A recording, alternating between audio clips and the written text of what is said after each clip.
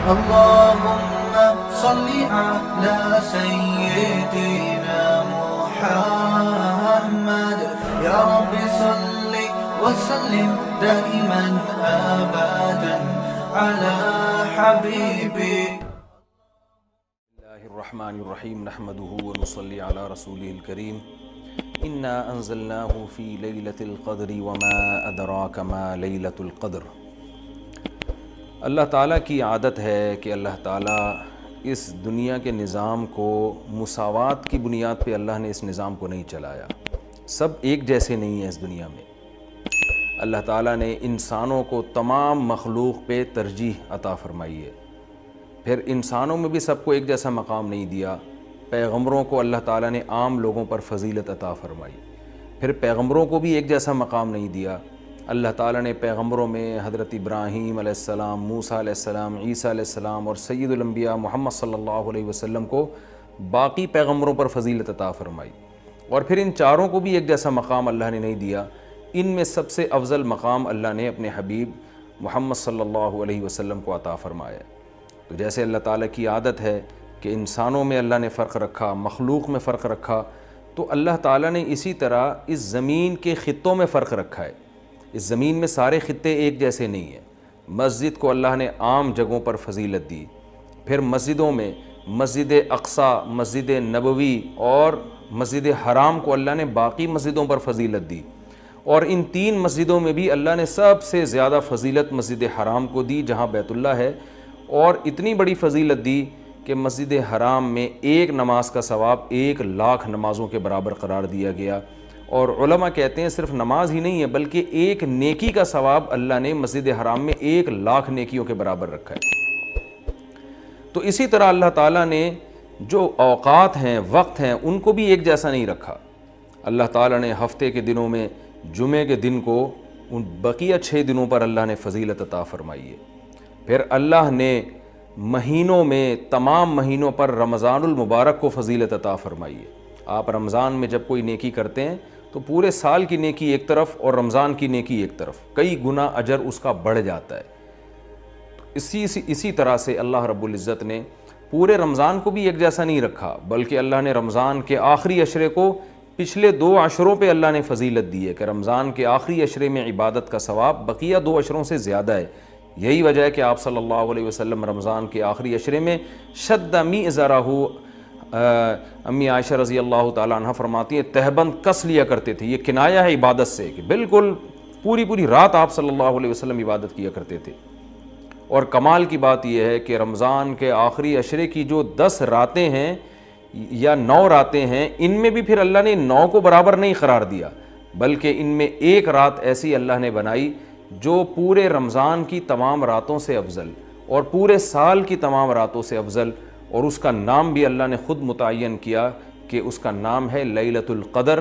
قدر کا مطلب مرتبے والی، قدر و منزلت والی، اونچے مقام والی رات. تو یہ اللہ کی عادت ہے کہ جیسے آپ دیکھتے ہیں کہ مختلف قسم کی کمپنیاں مختلف پیکیجز نکالتی ہیں اپنی پروڈکٹ کو سیل کرنے کے لیے، لوگوں کو فائدہ پہنچانے کے لیے، خود پیسے کمانے کے لیے. اللہ کو ہماری ضرورت نہیں ہے ہماری عبادت کی. اللہ کو اس بات کی ضرورت نہیں ہے کہ ہم اس کی عبادت کریں تو اس کو کوئی فائدہ ہوگا، لیکن اللہ ہمیں فائدہ پہنچانے کے لیے، ہمیں عبادت کی طرف لانے کے لیے، ہماری تربیت کے لیے کہ یہ کسی طرح کسی بہانے آ جائیں. جیسے دیکھیں مارکیٹوں میں سیل لگتی ہے نا، چیزیں سستی ہو جاتی ہیں، کمپنی کا تو اس میں اپنا مفاد ہوتا ہے، تو غریب سے غریب آدمی بھی اس سیل کی وجہ سے سستے میں وہ چیزیں خریدنا شروع کر دیتے ہیں. تو اللہ تعالیٰ کا تو کوئی مفاد نہیں ہے ہم سے، لیکن اللہ ہمیں فائدہ پہنچانے کے لیے مختلف قسم کے پیکیج دیتے ہیں کہ آؤ رمضان کا ایک پیکیج ہے جس میں گناہ گاروں کو توبہ کی توفیق ملتی ہے. پورے سال کچھ نہیں کیا تو کچھ رمضان میں کر لو. پورے سال مسجد میں عبادت کی توفیق نہیں ملی تو چلو عمرہ کی آج تمہیں توفیق ملی، مسجد حرام میں عبادت کر لو، یہاں تو میں 1 پر 1,00,000 تمہیں دوں گا. تو یہ جو اللہ کی طرف سے پیکیج ہمیں ملتے ہیں یہ اللہ کے فائدے کے لیے نہیں، ہمارے فائدے کے لیے کہ ہم جیسے نالائق شاید ثواب کا سن کے کہ بھئی ایک نیکی کا ثواب بہت زیادہ بڑھا چڑھا کر دیا جا رہا ہے، تو جیسے مارکیٹوں میں غریب آدمی بھی وہ اس جو ہے پیکیج کی وجہ سے خریداری کے لیے پہنچ جاتا ہے، تو اسی طرح جو بھی آخرت کی لالچ رکھنے والے لوگ ہیں، اگرچہ وہ گنہگار ہیں لیکن اس پیکج سے فائدہ اٹھانے کا اللہ ان کو موقع دیتا ہے. پورے سال کچھ نہیں کیا تو اب آؤ, میری طرف سے سیل لگی ہوئی ہے, میری طرف سے ایک ایک نیکی پہ لاکھوں نیکیاں دی جا رہی ہیں, آؤ میری طرف اور اس بہانے کچھ عبادت کر لو. تو عقل مند لوگ اللہ کی اس آفر سے فائدہ اٹھاتے ہیں, اللہ کی طرف سے پیش کردہ اس آفر سے, اور اللہ کی اس رحمت سے فائدہ اٹھاتے ہیں. تو وہ رحمت کیا ہے؟ قرآن نے اس رحمت کو بیان کیا کہ یہ جو لیلۃ القدر کی رات ہے یہ اللہ کی طرف سے اتنا بہترین پیکج ہے کہ قرآن خود اس کا تذکرہ کرتا ہے, لیلۃ القدر خیر من الف شہر. فرمایا کہ اللہ کہہ رہا ہے کہ کسی نے 1000 مہینے عبادت کی, جو تقریباً 83 سال بنتے ہیں, تو 83 سال کی عبادت کا اجر ایک طرف اور اس ایک رات کی عبادت کا اجر ایک طرف. آپ بتائیے کتنا بہترین اللہ کی طرف سے یہ اللہ کی رحمت کا معاملہ ہے, اور اللہ کی طرف سے یہ کتنا بہترین پیکج ہے. تو اتنا زیادہ اس میں ثواب, اور اللہ نے بتایا کہ ایسی برکت والی رات ہے. 2 جگہ قرآن نے اس کا تذکرہ کیا, انا انزلناہ فی لیلۃ مبارکہ, کہ ہم نے اس رات میں قرآن کو نازل کیا اور یہ برکت والی رات ہے. ایک جگہ قرآن کہہ رہا ہے برکت والی رات, ایک جگہ قرآن کہہ رہا ہے قدر و منزلت والی رات, اور دونوں جگہ قرآن کہہ رہا ہے کہ ہم نے اس رات کی سلیکشن کی ہے قرآن کو نازل کرنے کے لیے.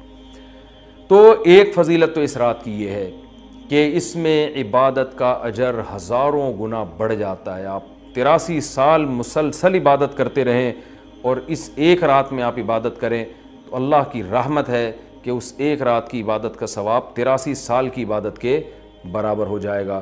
تو بہت ہی محرومی کی بات ہے کہ کوئی شخص اس رات کو سوتے میں گزار دے. اور علماء نے یہ بیان کیا ہے کہ جو بھی فضیلت والے دن یا فضیلت والی راتیں ہوتی ہیں ان میں جیسے عبادت کا ثواب بڑھ جاتا ہے, گناہ کا عذاب بھی اسی حساب سے کئی گنا بڑھ جاتا ہے. جیسے مسجد حرام کے بارے میں حدیث میں آتا ہے کہ ایک نماز 1,00,000 کے برابر, لیکن قرآن کیا کہتا ہے, وَمَن يُرِدْ فِيهِ بِإِلْحَادٍ بِظُلْمٍ نُذِقْهُ مِنْ عَذَابِ السَّعِيرِ. مسجد حرام میں ظلم اور گناہ کا کوئی بھی معصیت جو ہے, گناہ ہے, اس کا عذاب بھی کئی گنا بڑھ جاتا ہے. اس لیے علماء کہتے ہیں کہ مسجد حرام میں ایک جرم وہ 1,00,000 جرموں کے برابر ہے. مسجد حرام میں ایک چوری 1,00,000 چوریوں کے برابر ہے. مسجد حرام میں ایک جھوٹ 1,00,000 دفعہ جھوٹ بولنے کے برابر ہے. تو صرف نیکی کا ثواب نہیں بڑھتا, گناہ کا عذاب بھی بڑھ جاتا ہے. اسی طرح علماء کہتے ہیں کہ رمضان میں جیسے نیکی کا ثواب کئی گنا بڑھتا ہے, گناہ کا عذاب بھی کئی گنا بڑھتا ہے. جیسے مسجد میں نیکی کا ثواب بڑھ گیا, مسجد میں اگر آپ جرم کرتے ہیں, گناہ کرتے ہیں, تو عذاب بھی بڑھے گا کہ اللہ کے گھر میں تم غلط کیسے کر رہے ہو. تو اسی طرح یاد رکھیے کہ لیلۃ القدر میں 3 قسم کے لوگ ہیں. ایک تو وہ لوگ جو عبادت کر کے اس رات کو قیمتی بناتے ہیں اور 83 سال کی عبادت اپنے کھاتے میں, اپنے اعمال نامے میں ڈال لیتے ہیں. ایک وہ لوگ ہیں جو محروم ہوتے ہیں, پوری رات سوتے رہتے ہیں, لیکن وہ بھی خوش قسمت ہیں کہ چلو عشاء کی نماز جماعت سے پڑھی, فجر کی جماعت سے پڑھی, کسی درجے میں ان کو بھی ثواب مل گیا, تراویح کی کچھ رکعتیں پڑھ لیں جتنی اللہ نے توفیق دی. یہ وہ لوگ ہیں جنہوں نے اس رات کو بہت حد تک ضائع کر دیا, لیکن خسارے والا کام انہوں نے نہیں کیا. خسارے والے وہ لوگ ہیں جو اس رات میں بھی گناہ نہیں چھوڑتے, ڈرامے دیکھ رہے ہیں, فلمیں دیکھ رہے ہیں, غیبتیں کر رہے ہیں, اور عشاء کی نماز جماعت سے نہیں پڑھ رہے, گناہ کر رہے ہیں, فجر کی نماز جماعت سے نہیں پڑھ رہے. تو یہ بدبخت لوگ ہیں. تو خوب یاد رکھیے کہ لیلۃ القدر میں جیسے عبادت کا ثواب بڑھتا ہے ایسے ہی گناہ کا عذاب بھی کئی گنا زیادہ بڑھ جاتا ہے. اور یہی حکمت ہے, علماء بیان کرتے ہیں کہ رسول اللہ صلی اللہ علیہ وسلم نے ہمیں یقینی طور پر لیلۃ القدر کی رات متعین کر کے نہیں بتائی. آپ نے یہ فرمایا کہ طاق راتوں میں تلاش کرو, آخری عشرے میں تلاش کرو. وہ رات اسپیسیفک متعین نہیں کی. اس میں یہی حکمت علماء بیان کرتے ہیں کہ اگر وہ رات متعین کر دی جاتی اور پھر اس میں اس رات میں کوئی پوری رات سو کے ضائع کرتا تو اللہ کی اس پر حجت تام ہو جاتی. اللہ کہتے تجھے تو پتہ تھا کہ آج لیلۃ القدر کی رات ہے, تو نے آج گناہ کیسے کیا, تو نے اس رات کو ضائع کیسے کیا, تو اور زیادہ عذاب آ سکتا تھا. ایسا نہ ہوتا کہ دنیا میں ہی عذاب آ جاتا. تو اس لیے اللہ نے اس کو مخفی کر دیا کہ تھوڑا سا کنفیوژن میں ڈال دیا کہ تاکہ اس میں اگر کوئی اس رات کو ضائع کرتا ہے تو اس کو یقینی طور پر افسوس نہ ہو کہ ہو سکتا ہے وہ یہ سوچے شاید آج کی رات نہ ہو بلکہ ہو سکتا ہے کل یا پرسوں کی رات لیلۃ القدر ہو جائے. ایک حکمت تو علماء یہ بیان کرتے ہیں. دوسری حکمت یہ بیان کرتے ہیں کہ اگر لیلۃ القدر کی رات متعین کر دی جاتی اور اس رات اتفاق سے کوئی سوتا رہ جاتا, بیماری کی وجہ سے عبادت نہ کر پاتا, تو پھر وہ بقیہ راتوں میں بالکل بھی عبادت نہ کرتا. وہ کہتا ہے لیلۃ القدر تو گزر گئی, اب میں رات جاگ کے کیا کروں گا, اصل جو اللہ کی طرف سے رحمت والا معاملہ تھا وہ تو میں نے ضائع کر دیا. تو اللہ نے اس امت پر احسان کیا کہ بتا دیا بھائی آخری عشرہ ہے اور طاق راتوں میں امکان زیادہ ہے, تاکہ کوئی 21ویں رات کو عبادت نہ کر سکے تو اس کو یہ خیال نہ ہو کہ بھائی اب لیلۃ القدر کا چانس ہی ختم ہو گیا, بھائی ہو سکتا ہے 22ویں ہو سکتا ہے 23ویں ہو. تو اس لالچ میں, اس امید میں وہ 10 کی 10 راتیں عبادت کرے گا. اور تیسری حکمت علماء نے یہ بیان کی ہے کہ لیلۃ القدر کی رات کو 100% متعین کر کے نہیں بتایا گیا تاکہ لوگ اس بہانے زیادہ عبادت کریں اور جو طلبگار ہیں انہی کو ملے. اب جو آخری 10 عشرے میں یقینی طور پر پوری عبادت کرے گا اس کے لیے تو لیلۃ القدر یقینی ہے. جو آخری عشرے میں کچھ راتیں جاگے گا کچھ راتیں نہیں جاگے گا تو اس کے بارے میں امکان ہے کہ شاید لیلۃ القدر اس سے فوت ہو گئی ہو. ہاں طاق راتوں میں جو عبادت کرے گا, تمام طاق راتوں میں 21ویں میں 23 میں 25 میں 26ویں 27ویں رات 29ویں رات, تو اس کے بارے میں بھی امکان ہے کہ وہ لیلۃ القدر کو پا لے گا. تو اللہ تعالیٰ یہ چاہتے ہیں کہ جو پورے آخری عشرے میں تمام طاق راتوں میں خاص طور پر عبادت کریں ان کو لیلۃ القدر ملے. تو اگر اللہ رات متعین کر دیتے تو پھر تو ہر آدمی اس لیلۃ القدر میں جاگ لیتا, لیکن اللہ نے نظام ایسا بنایا کہ بھئی جو طلب کرے گا اور تمام راتیں جاگے گا اس کو تو یقینی طور پر لیلۃ القدر ملے گی, اور جو تمام راتوں میں عبادت کا اہتمام نہیں کرے گا تو اس کے لیے معاملہ مشکوک ہے, امکان ہے کہ مل جائے, امکان یہ بھی ہے کہ نہ ملے. تو اس لیے بھی علماء کہتے ہیں کہ لیلۃ القدر کی یقینی طور پر تعیین نہیں کی گئی. بہرحال بہت کثرت سے اس بارے میں روایات ہیں جن میں آتا ہے کہ رمضان کے آخری عشرے میں اور رمضان کی طاق راتوں میں خاص طور پر آپ صلی اللہ علیہ وسلم نے فرمایا کہ لیلۃ القدر کو تلاش کرو. تو ہمیں لیلۃ القدر میں کرنا کیا ہے؟ اس میں کچھ بدعتیں بھی پھیلی ہوئی ہیں, جتھے بنا کے مسجدوں میں جانا اور اجتماعی عبادتیں کرنا, یہ تمام چیزیں اسلاف سے ثابت نہیں ہیں اور ان کو دین سمجھ کے کریں گے یہ بدعت ہو جائیں گی. سنت سے دور ہیں یہ سب چیزیں. انفرادی عبادت ہونی چاہیے. نماز کا کوئی الگ سے مخصوص طریقہ ثابت نہیں ہے لیلۃ القدر کی رات میں. جو طریقے سے عام آپ نمازیں پڑھ رہے ہیں وہی اسی طریقے سے, یہ نہیں کہ پہلی رکعت میں یہ صورت دوسری میں یہ صورت, یہ تمام چیزیں لوگوں میں پھیلی ہوئی ہیں, یہ بدعت ہیں, ان کا حقیقت سے سنت سے کوئی تعلق نہیں ہے. تلاوت کریں, دعائیں مانگیں اور تہجد کی نماز پڑھیں. جتنے نوافل اللہ آپ کو توفیق دیتا ہے, آپ جیسے عام معمول ہے نوافل پڑھنے کا اسی طرح پڑھیں, اور بہتر ہے گھر میں عبادت کریں. گھر میں اگر مشکل ہو رہی ہے تو مسجد میں بھی جا سکتے ہیں, لیکن نوافل گھر میں پڑھنا یہ مسجد میں پڑھنے سے زیادہ افضل ہے. مسجد میں شور شرابہ کرنا, لیلۃ القدر کے نام پہ جتھے بنا کے بیٹھنا, پھر لیلۃ القدر کی رات پہ پوری رات پروگرام چلنا مسجدوں میں, یہ سب چیزیں لوگوں کو عبادت سے غافل کرنے والی ہیں. بیان بھی ہونے چاہیے مختصر, آدھا گھنٹہ ہو گیا 1 گھنٹہ ہو گیا, باقی وقت عبادت میں لگانا چاہیے. دوسری بات یہ کہ اتنی کثرت سے عبادت کرنا کہ آپ کا دماغ ہی خراب ہونا شروع ہو جائے, نیند سے حالت خراب ہو جائے, تو یہ بھی ٹھیک نہیں ہے. کچھ دیر آرام بھی کرنا چاہیے تاکہ جتنی عبادت ہو وہ طبیعت میں نشاط کے ساتھ اور فریشنس کے ساتھ ہو, آپ اس میں ٹینشن میں نہ آ رہے ہوں. اور ایک اہم بات یہ بھی ہے کہ اصل عبادت گناہ چھوڑنا ہے. آپ صلی اللہ علیہ وسلم نے لیلۃ القدر میں ہمیں جو دعا سکھائی ہے اس دعا کا مفہوم بھی یہی ہے. صحیح حدیث میں دعا آتی ہے کہ لیلۃ القدر میں یہ دعا مانگو, اللہم انک عفو تحب العفو فاعف عنا.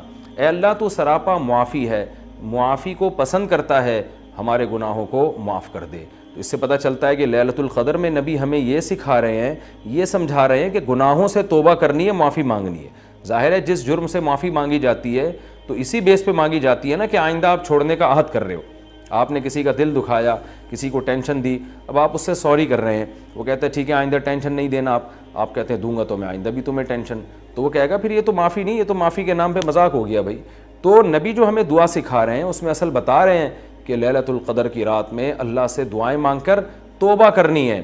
تو اس رات میں آپ عبادت کریں, اللہ سے دعا مانگیں, اور دعا کیا مانگیں کہ اللہ جو گناہ ہماری زندگی میں ہیں ان سے ہم توبہ کرتے ہیں اور آئندہ ہمیں ان سے بچنے کی توفیق عطا فرما. گناہ کیا ہے؟ نمازوں کا قضا کرنا, داڑھی کاٹنا, خواتین کا بے پردگی کرنا, اور سود لینا, بہنوں کی وراثت نہ دینا, اور جاندار کی جو تصویریں آج کل لوگوں نے گھروں میں ڈیکوریشن کے طور پر تصویریں لگائی ہوئی ہوتی ہیں, یہ سب ناجائز ہیں. آپ صلی اللہ علیہ وسلم نے فرمایا ان من اشد الناس عذابا یوم القیامۃ المصورون, کہ سب سے سخت ترین عذاب قیامت کے دن تصویر بنانے والے کو ہوگا. ڈیجیٹل کیمرے کی تصویر میں تو بہت اچھا خاصا علماء کا اختلاف ہے کہ ہماری رائے یہ کہ تصویر میں داخل نہیں ہے، لیکن جو پرنٹڈ تصویر ہوتی ہے اور کسی شرعی عذر کے بغیر ہو، ایک تصویر کسی ضرورت سے ہوتی ہے، بلا وجہ شو بازیوں کے لیے اپنے باپ داداؤں کی تصویریں دیواروں پہ سجانا، یہ فیشن ہمارے یہاں بنتا چلا جا رہا ہے. اور جو بت بنے ہوئے ہوتے ہیں تصویر کے نام پہ، وہ بھی اسلام میں حرام ہے.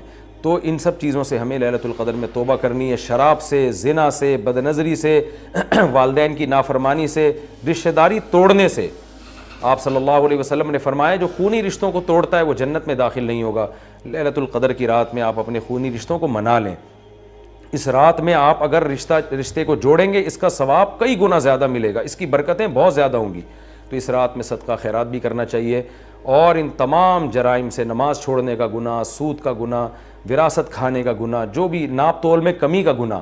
آپ اگر کسی ادارے میں جاب کرتے ہیں، آپ تنخواہ پوری لے رہے ہیں مگر آپ کام میں ڈنڈی مار رہے ہیں، یہ خیانت ہے جس سے قرآن نے روکا ہے. یہ بھی ایک جرم ہے. اس جرم سے بھی ہم نے اس رات میں توبہ کرنی ہے.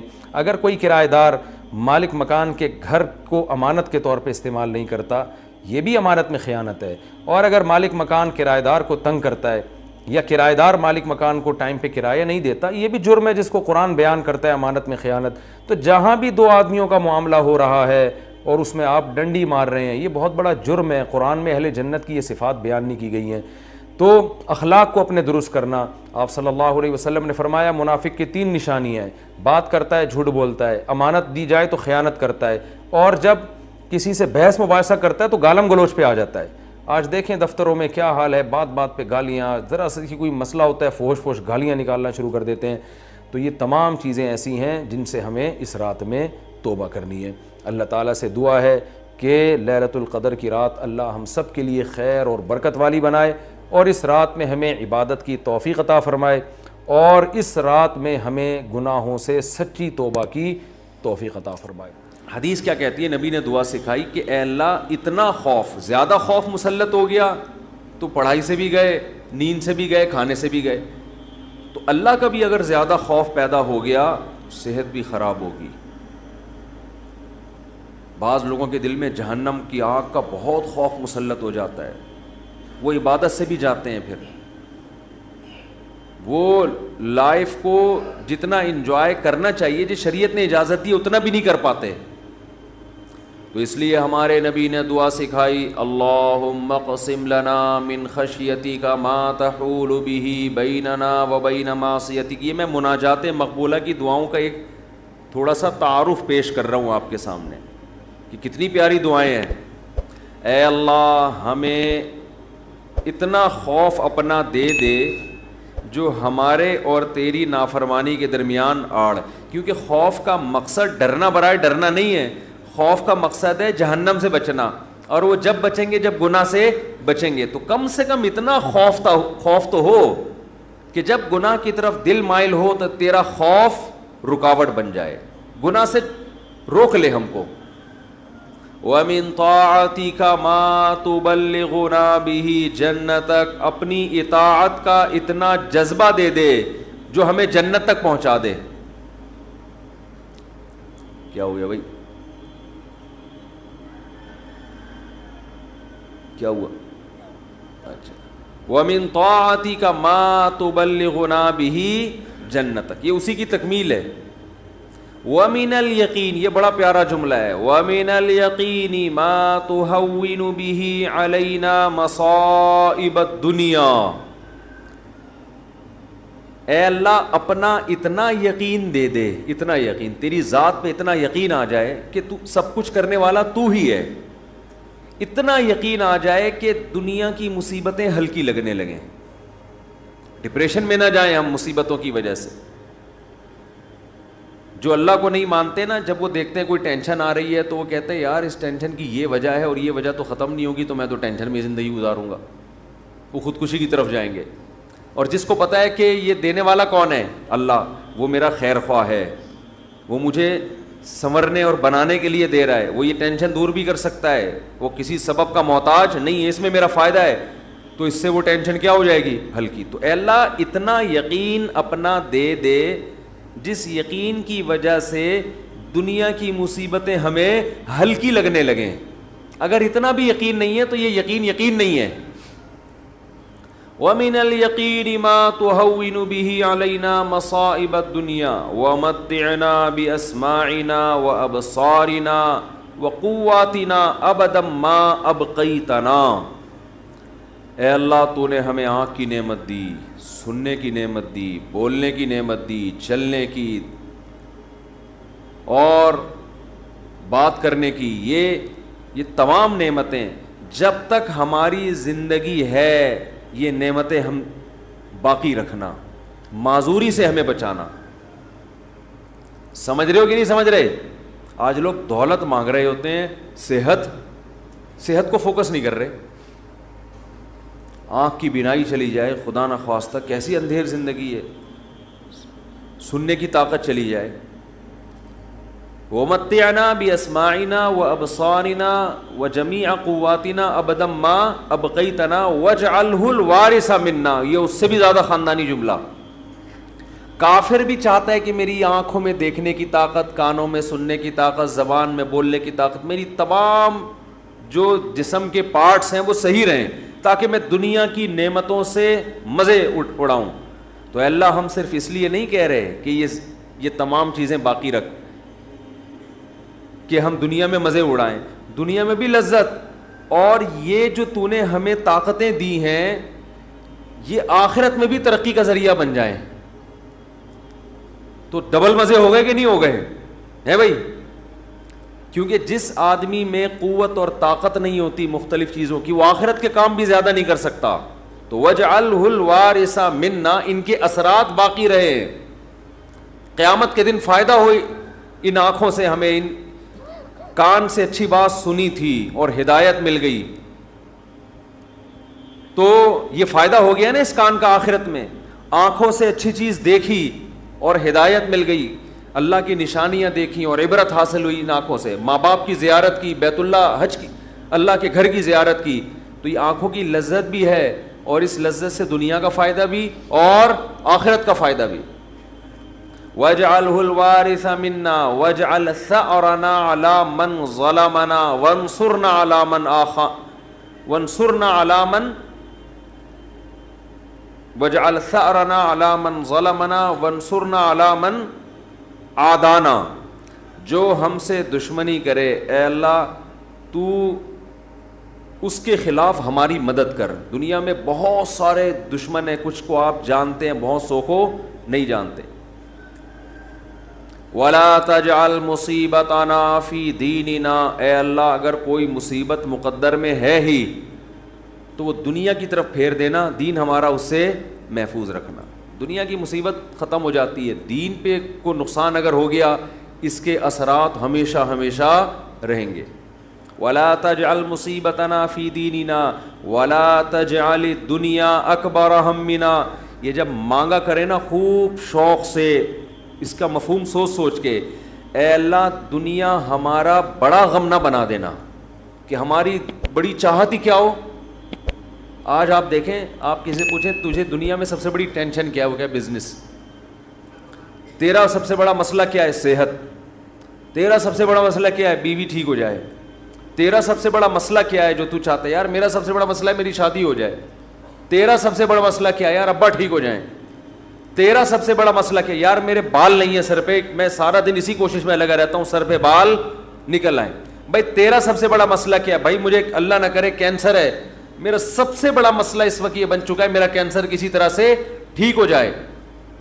بھائی تیرا سب سے بڑا مسئلہ کیا ہے, یہ لوگوں کی آپ سروے کریں تو یہی ہوگا نا. سمجھ میں آ رہی ہے بات؟ اکبر ہمینا کا مطلب سب سے بڑا مسئلہ, سب سے بڑی ٹینشن. بھائی تیرا سب سے بڑا مسئلہ کہ یار میرے بچے میرے قابو میں نہیں ہیں, میری سب سے بڑی خواہش ہے میرے بچے انسان کے بچے بن جائیں. بھائی تیرا سب سے بڑا مسئلہ کیا ہے, بھائی اس کا سب سے بڑا مسئلہ اس کو خدا نخواستہ فالج ہوا ہوا ہے, اس کی ابھی سب سے بڑی کوشش یہی کہ فالج ٹھیک ہو جائے اس کا. نبی دعا سکھا رہے ہیں یہ کبھی بھی ہمیشہ اللہ سے پناہ مانگو, اے اللہ یہ چیزیں میرے مسئلے تو رہیں, سب سے بڑے مسئلے نہ رہیں. سب سے بڑا مسئلہ ایک ہی ہو, آخرت. بھائی یہ مسئلہ ختم ہو گیا, کوئی دوسرا مسئلہ آ جائے گا آپ کے ساتھ, کیا خیال ہے؟ ادھر میری طرف دیکھیں نا, ادھر کیوں دیکھ رہے ہیں؟ ابھی آپ کا سب سے بڑا مسئلہ ہے میرا بیان سنیں آپ بیٹھ کے. اچھا مجھے کچھ اس وجہ سے دیکھ رہے تھے آپ مجھے. اچھا ٹھیک ہے ٹھیک ہے میں دیتا ہوں, اس میں دیتا ہوں دعا میں. 4 لاکھ روپے میں جمع ہوا ہے, ابھی جمع کرنا ہے 25-30 لاکھ, اس کے لیے تھوڑی سی. اچھا میں جمعے کی نماز کے بعد دیتا ہوں. تو سب سے بڑا مسئلہ جو میرا اور آپ کا ہو تو حدیث میں آتا ہے کہ اللہ سے دعا مانگو, لا تجعل الدنیا اکبر ہمنا, اے اللہ یہ دنیا کے جو بکھیڑے اور مسائل ہیں یہ ہمارا سب سے بڑا مسئلہ نہ ہو. سب سے بڑا مسئلہ ہمارا ایک ہو بھائی, کینسر ٹھیک ہو یا نہ ہو, آخرت صحیح ہو جائے. ہم نے ایسے علماء کو دیکھا ہے موت کے وقت شفا کی زیادہ فکر نہیں ہے ان کو کہ میں ٹھیک ہو جاؤں, فکر یہ ہے کہ بھلے مر جاؤں لیکن مغفرت ہو جائے آخرت میں. ہمارے ایک استاذ تھے 45-50 سال بمشکل ان کی عمر ہوگی, بیمار ہو گئے بہت سخت.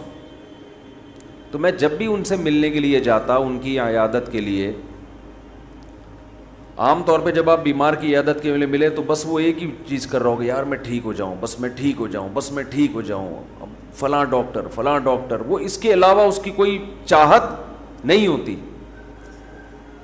ہم جب ان سے ملنے کے لیے گئے تو بڑی شدید تکلیف میں, نلکیاں لگی ہوئی ہیں, ڈرپ چڑھ رہی ہے, بہت کمزور ہو گئے. ہم نے کہا کیسی طبیعت ہے؟ کہہ رہے طبیعت ٹھیک نہیں ہے, دعا کرو اللہ مجھے شفا دے دے.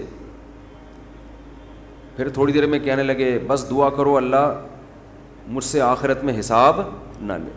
ہر تھوڑی دیر کے بعد, بھائی اگر میری زندگی ختم ہو رہی ہے تو بس دعا کرو اللہ مجھ سے آخرت میں حساب نہ لے. دنیا دار آدمی کہتا ہے بس ختم ہو رہی ہے تو نہیں, ختم نہیں ہو, بس یہ دعا کرو, یہ میں مرنا نہیں چاہتا بھائی میں کسی بھی قیمت پہ.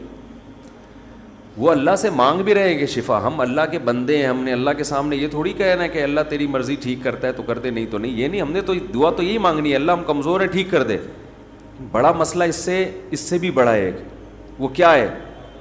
آخرت. کمپیئر ہے, کمپیریٹیو ڈگری ہے. اگر کوئی مسئلہ آپ کا سب سے بڑا ہے تو آخرت اس سے بھی بڑا مسئلہ ہونا چاہیے. اگر آپ کا مسئلہ آپ کی بیگم ہے تو آخرت اس سے بھی بڑا مسئلہ ہونا چاہیے. اکبر ہمنا, سب سے بڑا مسئلہ میرا اور آپ کا کیا ہونا چاہیے؟ اللہ.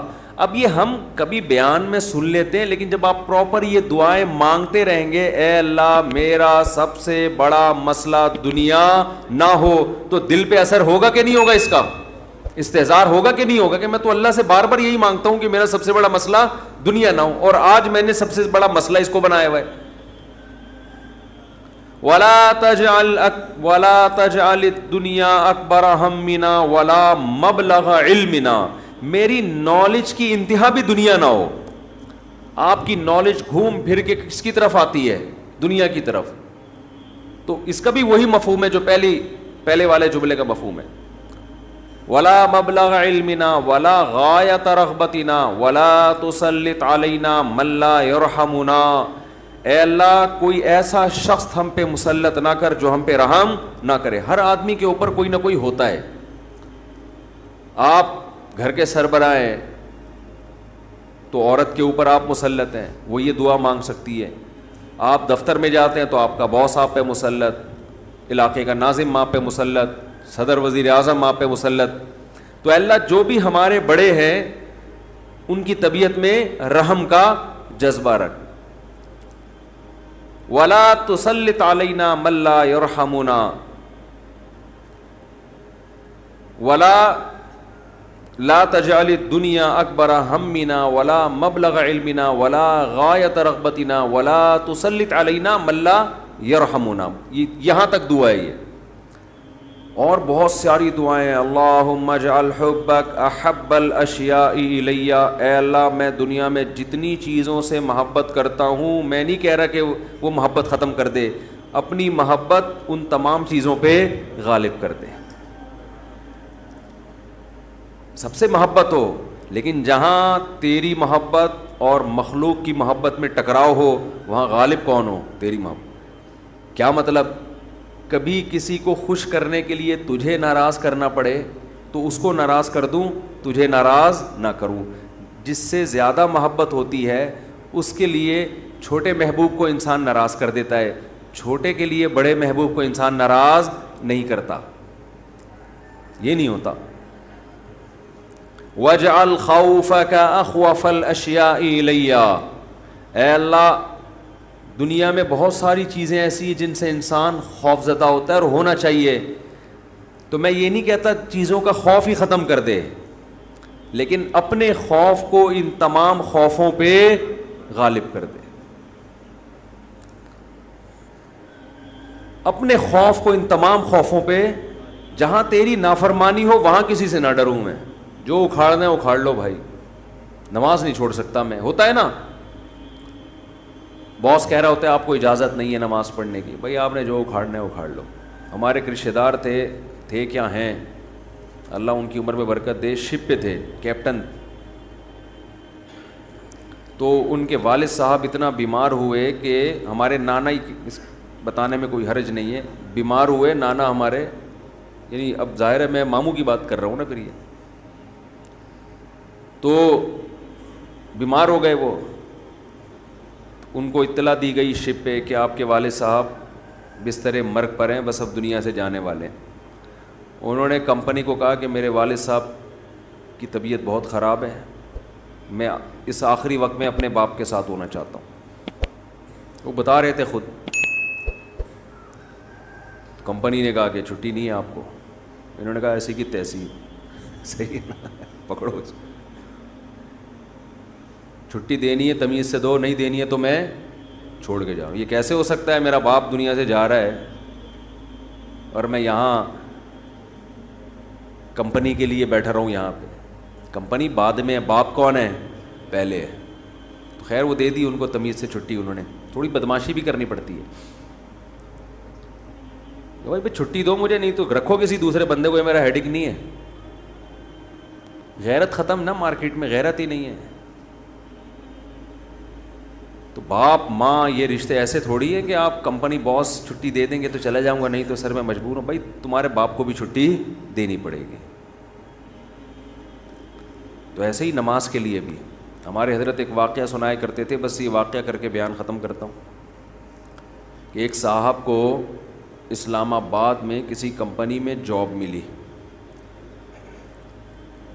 تو کمپنی نے ان کو انٹرویو کے دوران بتا دیا کہ آپ کو نماز پڑھنے کی اجازت نہیں ہوگی. اس نے کہا میں یہ جاب, حالانکہ سارے انٹرویوز پورے ہو گئے تھے, سلیکشن ہو چکا تھا ان کو, لیکن آخری میں ان کو یہ بتا دیا. انہوں نے کہا میں نہیں کرتا یہ جاب, اچھی خاصی تنخواہ تھی. تو اس نے کہا کہ کیا آپ پکے نمازی ہیں؟ اس نے کہا نہیں میں تو نماز نہیں پڑھتا. میں کہ جب آپ ویسے ہی نہیں پڑھتے ہیں بھائی تو پھر آپ کو کیا مسئلہ ہے؟ اس نے کہا میں ویسے ہی نہیں پڑھتا, سست ہوں, کاہل ہوں, تمہارے مشورے پہ میں نماز چھوڑ دوں یار, ٹھیک ہے نا, کمپنی کے کہنے پہ میں چھوڑ دوں. خدا کہے گا نا کہ تیرا دل اپنا ہی نہیں چاہتا تھا, ہے بھائی, تیرا اپنا دل نہیں چاہتا تھا, تو نالائق تھا, لیکن اب کمپنی اور خدا کا مقابلہ ہو رہا ہے تو اس کو نے خدا بنا لیا ہے. یعنی ہم اتنا پروٹوکول تھوڑی کمپنی کو دیں گے, باس کو دیں گے کہ تو کہہ دے نماز چھوڑ دو, تو ہمارا باپ ہے جو تو کہہ دے یہ کام تو ہم باپ کے کہنے پہ ہی. اگر آپ کا نماز پڑھنے کا موڈ ہوا اور ابا کہہ رہے نہیں پڑھو, ایسے موقع پہ آدمی کہتا ہے ابا میرا اپنا آج تو میرا موڈ بن گیا ہے, میں کیسے چھوڑ دوں نماز. تو یہاں تو ابا کو آدمی لفٹ نہیں کراتا میرے بھائی, جو کرنے والے ہوتے ہیں. باس کو اتنا باپ کیوں بنا لیں گے ہم؟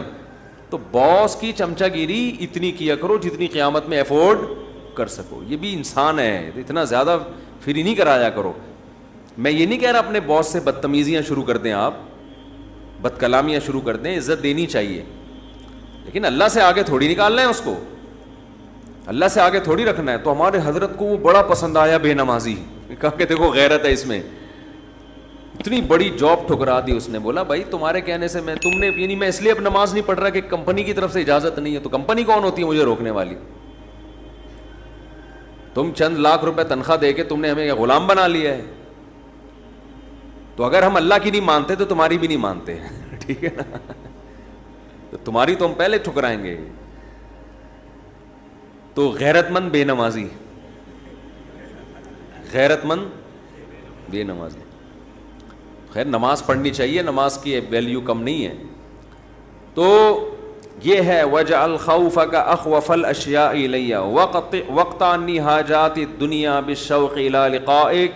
اے اللہ اپنی ملاقات کا شوق اتنا دے دے کہ دنیا کی حاجتوں کی تمنا نہ رہے. اتنا شوق ہو جائے کہ اس دنیا میں سب سے بڑا شوق ہی یہ بن جائے. تو پھر یہ ثانوی درجے میں ہوں. اور آخری جملہ اس دعا کا وَإِذَا أَقْرَرْتَ أَعْيُنَ أَهْلِ الدُّنْيَا مِن دُنْيَاهُمْ فَأَقْرِرْ عَيْنِي مِنْ عِبَادَتِكَ. اے اللہ جب لوگوں کی آنکھیں اس دنیا سے ٹھنڈی ہوں, کسی کا کو پتہ چلا کہ بحریہ ٹاؤن میں 3 پلاٹ اس کے نام نکل آئے, آنکھیں ٹھنڈی ہو گئیں, بتاتا پھر رہے ہو بھائی ماشاءاللہ ادھر رشتہ ہو گیا, ہاں بھائی مفتی صاحب کا بیان اثر کر گیا ہے, آنکھیں ٹھنڈی ہوتی نا, گاڑی آ گئی, پیسہ آ گیا. تو اے اللہ اس وقت میری آنکھیں اپنی عبادت میں ٹھنڈی کرنا, مجھے عبادت کی ایسی لذت دے دے, اپنے سامنے راز و نیاز اور مناجات کی, اور اپنے سامنے دعا مانگنا اور نماز پڑھنا اور تیری تلاوت کرنا اور تیری عبادت کرنا, تیرے سے تعلق ایسا ہو جائے کہ میری آنکھیں دنیا سے ٹھنڈی نہ ہو. مجھے مزہ کس میں آئے؟ تجھ سے راز و نیاز کرنے میں. یہاں بھی یہ نہیں کہا جا رہا مجھے دنیا نہیں دینا, مجھے پلاٹ نہیں چاہیے, مجھے گاڑی نہیں چاہیے. چاہیے بھائی, کون مستغنی تھوڑی ہے ہم اللہ سے, سب کچھ چاہیے, لیکن جو لذت ہو نا, لذت وہ ان چیزوں میں نہیں ہو, ان ٹکڑوں میں, کھلونوں میں. لذت کس میں ہو؟ آخرت میں, تجھ سے تعلق میں. تو وہ خرید لیں مناجات مقبولہ, کیونکہ دعائیں تو بہت ہیں نا, ہم کن کن دعاؤں پہ بیان کرتے ہیں. تو ایک دن ہفتے کو آپ نے جو اس میں لکھا ہوا ہے ہفتے کو یہ پڑھے, اتوار کو آسانی کے لیے, ترتیب کے لیے, تو اس سے پورا ہفتہ 1 دن 2 دن 3 دن 4 دن پھر پڑھتے رہیں گے تو وہ دعائیں آہستہ آہستہ آپ کو یاد ہونا شروع ہو جائیں گی. پھر ایک دن آپ آٹو پہ ہو جائیں گے, ٹھیک ہے نا, جیسے میں بعض چیزوں پہ آٹو پہ ہو گیا ہوں, خود بخود منہ سے نکلنا شروع ہو جاتی ہیں, خود بخود کچھ چیزیں ہیں وہ پھر کبھی بیان میں بتاؤں گا انشاءاللہ. تو وہ آٹو پہ آ گیا ہوں میں, تو وہ خود بخود ہونا شروع, تو وہ آپ کو دعائیں آہستہ آہستہ خود بخود یاد, اور آپ کو محسوس ہوگا آپ کے دل کی کیفیت آہستہ آہستہ چینج ہو رہی ہے. اللہ تعالیٰ سمجھنے کی, عمل کی توفیق عطا